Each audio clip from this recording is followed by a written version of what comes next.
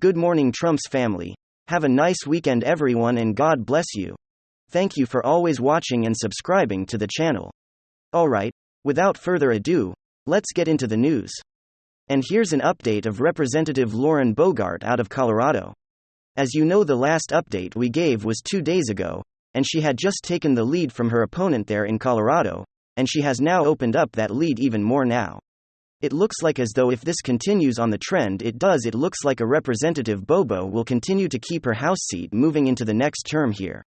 And of course I know many lefties are devastated over there, so because they spent so much money trying to ensure that she would not win re-election, that it looks like she is going to win re-election once again in the state of Colorado.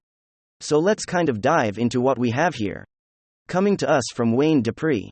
It says update on Representative Lauren Boebert isn't going anywhere. That's right. Isn't going anywhere. That's for sure. So as well. Right now Lauren has 1229 vote lead. Just yesterday, she was behind by 60 votes. So clearly, they held off counting red areas until the very last minute, making sure it really rained on the rights parade. And yes, that's a surge when just a couple of days ago she was down by 10,000 votes.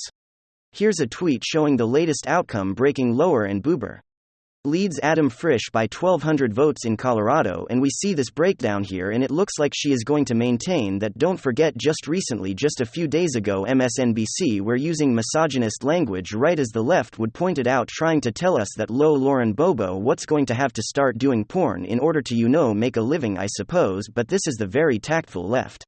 Everyone listen to this. Tight race against Lauren Boebert. Meet what's the meaning if Lauren Boebert, the second most popular QAnon congressperson in MAGA? What if she goes? What if she loses? And what job will she have?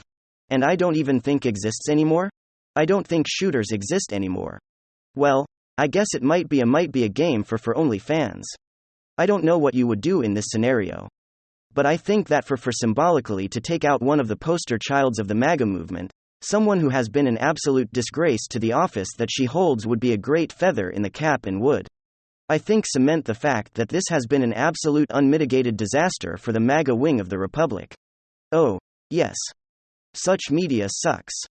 The media really does suck. They are truly the enemy of the people. As you can see there, they were trying to prematurely celebrate. And of course, slander Lauren Boebert, as the only thing she would be good at is porn. This is absolutely ridiculous. And this is how the media treats Republicans every level, unless you are a Republican who buys into them, and who is a massive cis who loves to just be abused by them, and continues to show up on their shows week after week, trying to snap their line and trying to be a good little Republican, and appease the left on these shows. Real Republicans actually know that these people are the enemy of the people, and they treat them as they should be treated when you are on there as, and then you come back and you go after them more than they will go after you. And that's why they're afraid of people like Marjorie Taylor Greene, Lauren Boebert, Kari Lake, and just so many others.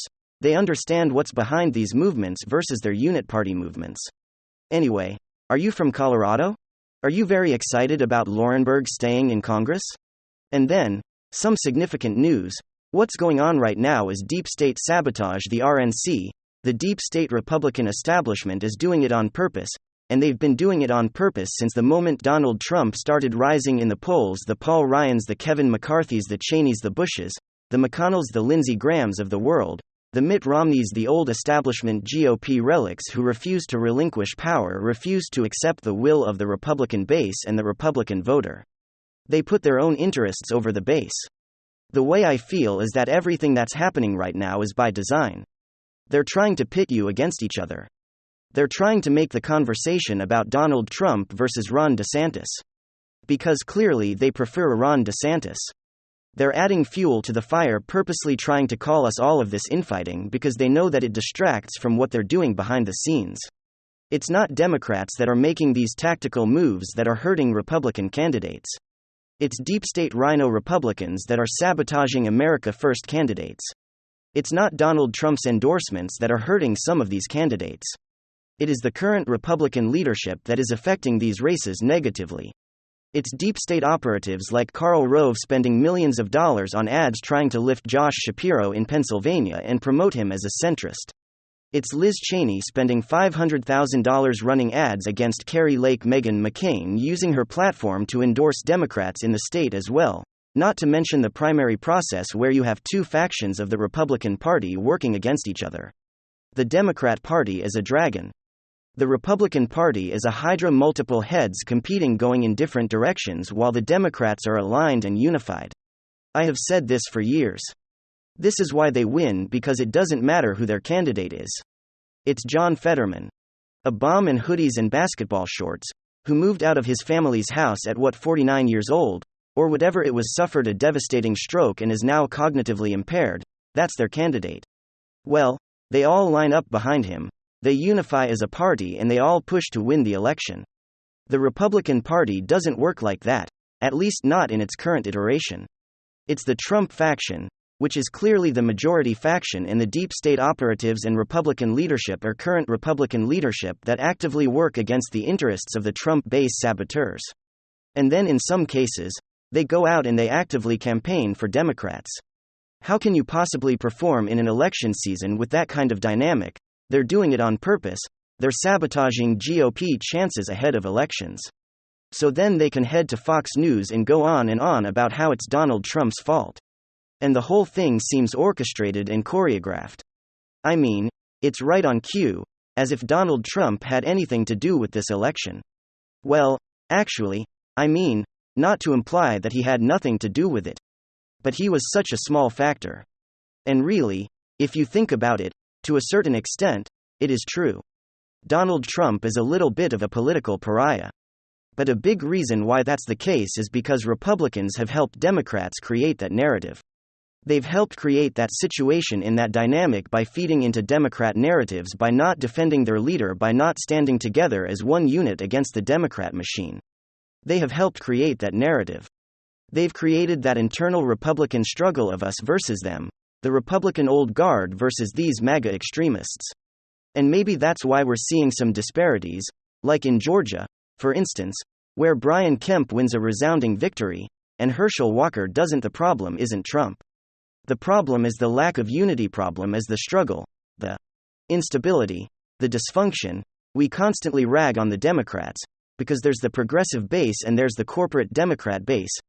Well, in election season, they certainly mesh well. And in this election season, they did as well, doing all of their woke progressive handouts right before the election season, which very surprisingly, actually led to young voters showing up to the polls in the midterm. That's why Democrats overperformed, Republicans underperformed, because of the lack of unity, and they struggled to get people out to the polls. Midterm voter turnout from 2020 to 2022 was lower than it was from 2016 to 2018. Meaning the enthusiasm gap that we were looking at didn't really materialize for Republicans, especially not with working class voters. You know, Ted Cruz said something the other day, which kind of helps make my point. Let's take a listen. So you're off to Georgia tomorrow. You saw him right up again. Yeah, look, we've got 2 tasks in the next 30 days.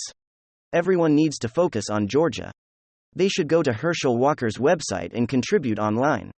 It's going to be a $200 million race in Georgia. It's going to be a huge battle. The media is going to lie and try to give Warnock control of that seat. I don't think it's going to work. We need to make sure we win on December 6th. But then the real work starts of rolling up our sleeves and governing. And here's a lesson to take from last night. Look, why did the Democrats do better than expected? Because for 2 years they've governed as liberals, they've governed as whacked out lefty nutjobs. And you know what that did? That excited their base, that excited a bunch of young voters that came out in massive numbers. Because when you actually stand for something, your base gets excited. There's a lesson for Republicans to learn, which is when we have a majority next year, we damn well better act like it and use it.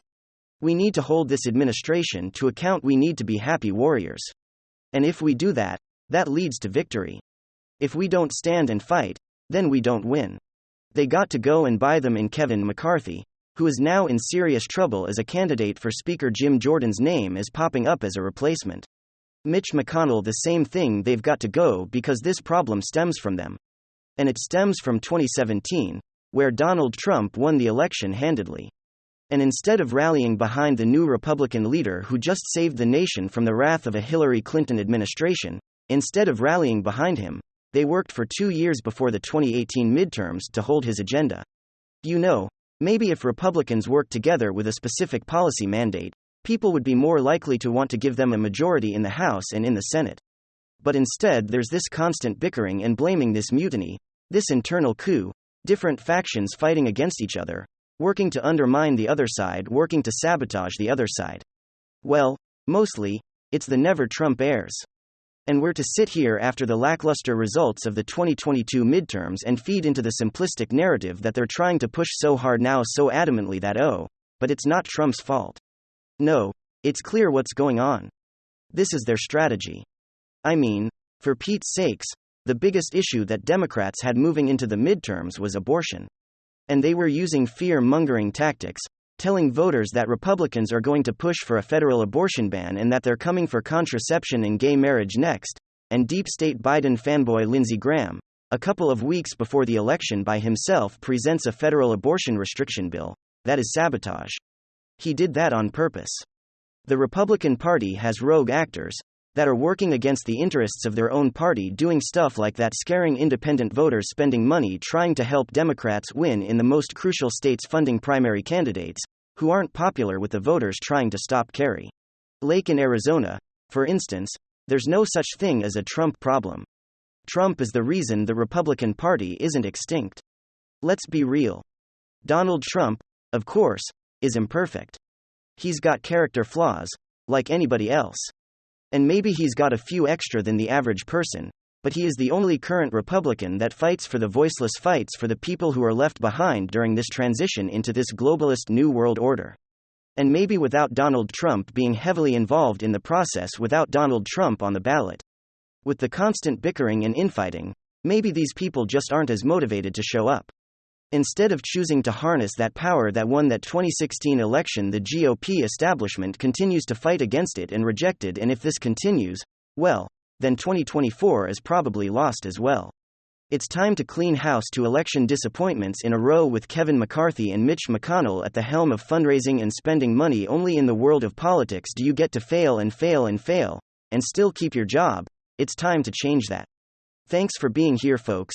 Big hug. Ciao. Goodbye. God bless.